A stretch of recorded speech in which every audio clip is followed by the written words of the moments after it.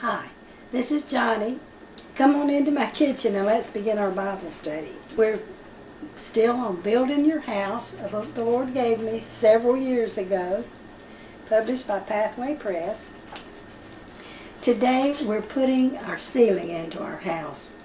When I was a young girl, my mother used to say, "Oh, we prayed and it felt like the heavens were brass and our prayers were only going up to the ceiling and hitting the ceiling and bouncing back in our faces."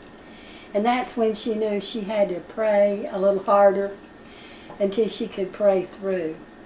So today we're putting in the ceiling into our house, because every house has to have ceilings. And then we're finding out today what to do when our prayers hit the ceiling. Jesus said when you fast, don't do it like the hypocrites. Don't paint your face with ashes. Don't look sad and down in the mouth. Don't not comb your hair and take care of yourself and take a bath. He said don't do any of that, but go ahead and smile and put on your clothes and act like everything's normal. He said when you do that, then the God that sees in secret will reward you openly. Because that's what the Pharisees did. They would do all kind of things to draw attention to themselves when they gave, when they prayed, and when they fasted. All three are important in our Christian walk.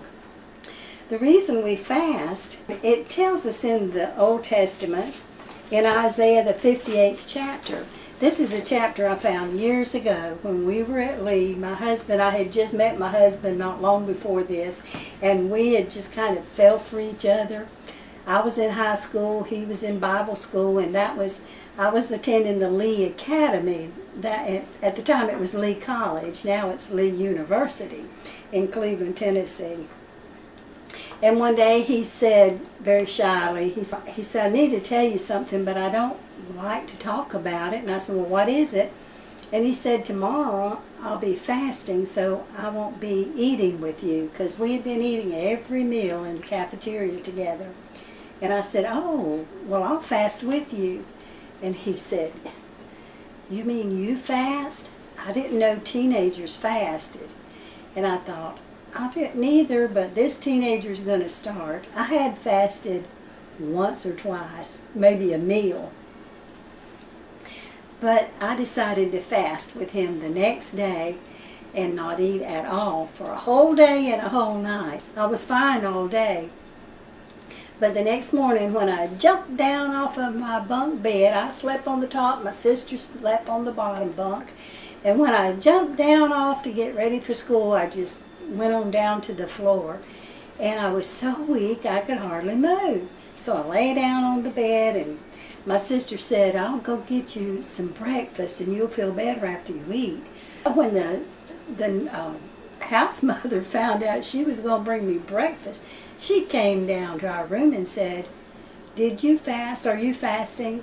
And I said, "Yes, ma'am."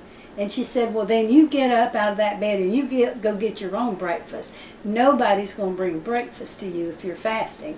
You have to wait on yourself." And I said, "Yes, ma'am." But I didn't think I could get up off the bed and go to the cafeteria and eat. But I managed. I struggled up, washed my face, put on some clothes, creeped along the hall holding on to the walls, and got to the front door. And it was so heavy that morning when I tried to push open that door, but I made it. And I walked slowly over to the cafeteria and got some food. Sat down at the table, ate a bite, and rested. Ate a bite and rested. And it was like I could hardly lift my hand to my mouth. But after I'd eaten and I sat there a while, I prayed, asked the Lord to help me, I started to feel better. And later on in the day, I got to feeling quite good. And I found this scripture about that time. I think it might have been that same day that I found this scripture in Isaiah chapter 58. And it said, "Wherefore have you fasted? they say, and you don't see us, Lord. You see not. Wherefore have we afflicted our soul, and you take no knowledge? Behold, in the day of your fast you find pleasure, and exact all your labors. Behold, you fast for strife and debate, God said, and to smite with the fist of wickedness.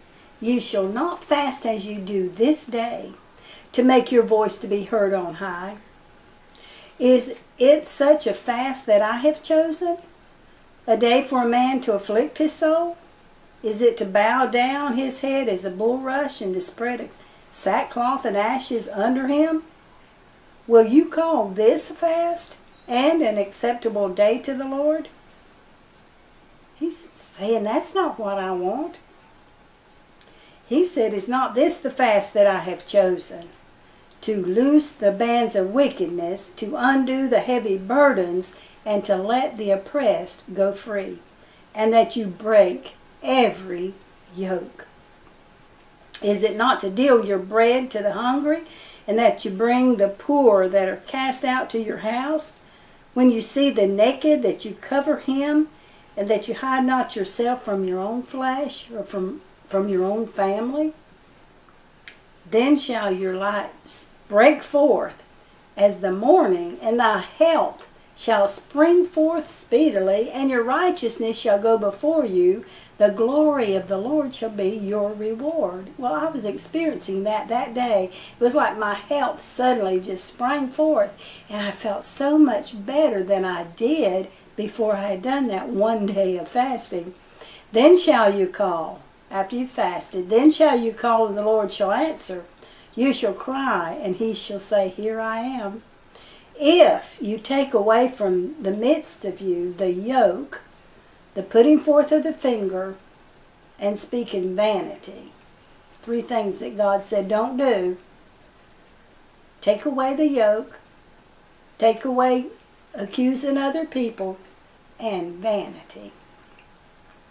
And if you draw out the soul your soul to the hungry, and satisfy the afflicted soul, then shall thy light rise in obscurity, and thy darkness be as the noonday. And the Lord shall guide thee continually, and satisfy thy soul in drought, and make fat thy bones, and thou shalt be like a watered garden, and like a spring of water, whose waters fail not.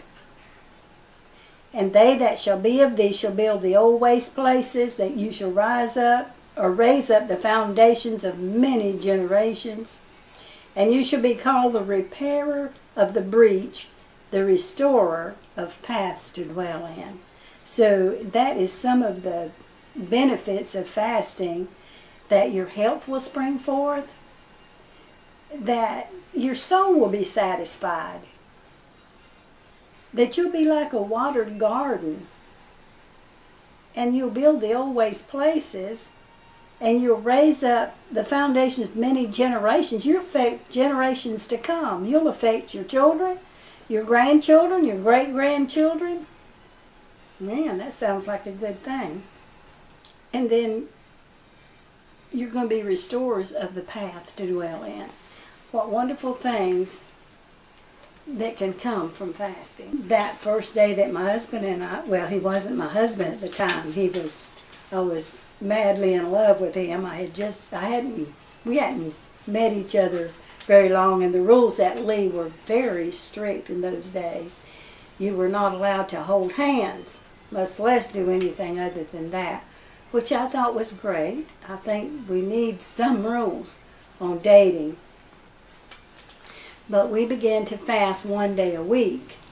And one time we decided to fast. Malcolm had been to the jail and done a jail service there in Cleveland, and there was a man there that he had talked to about accepting the Lord, and he had not accepted the Lord that day. And so Malcolm said, I feel like I'm supposed to go back tomorrow and talk to him again, and we'll fast tomorrow. If you want to fast with me, we'll do that and pray that God will save this man when I go back. So that we had a cause or a reason for that fast, and we did it. And the next day when Malcolm went back and talked to the man, he accepted the Lord.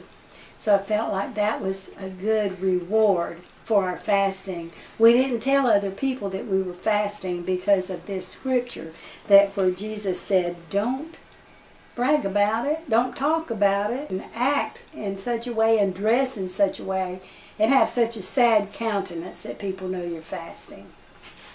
Next week we'll talk about some fasts that were in the Bible and some of the things that happened because of those fasts. There's quite a few. There's some in the Old Testament, some in the New Testament, and a lot of people fasted different amounts and for different reasons, and we'll see the results of those next week. I hope you've got a little something from this lesson today, and I'll see you next week on Turnaround Tuesday. Bye.